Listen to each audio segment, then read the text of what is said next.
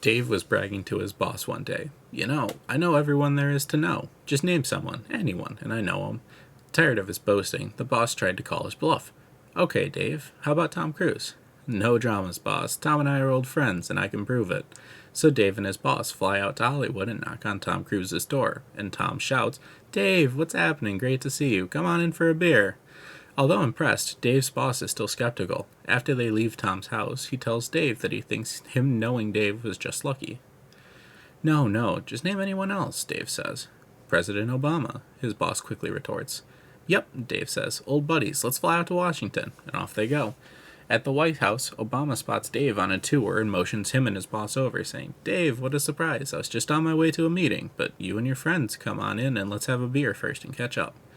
Well, the boss is shaken now, but still not totally convinced. After they leave the White House grounds, he expresses his doubts to Dave, who again implores him to name anyone else.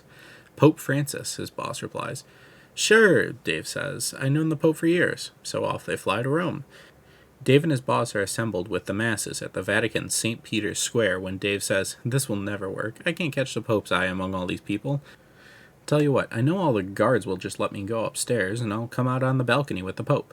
He disappears into the crowd and heads towards the Vatican. Sure enough, half an hour later, Dave emerges with the Pope on the balcony. But by the time Dave returns to his boss, he finds that he had a heart attack and is surrounded by paramedics.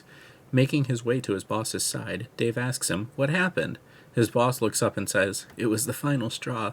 You and the Pope came out on the balcony, and the man next to me said, Who the fuck is that on the balcony with Dave?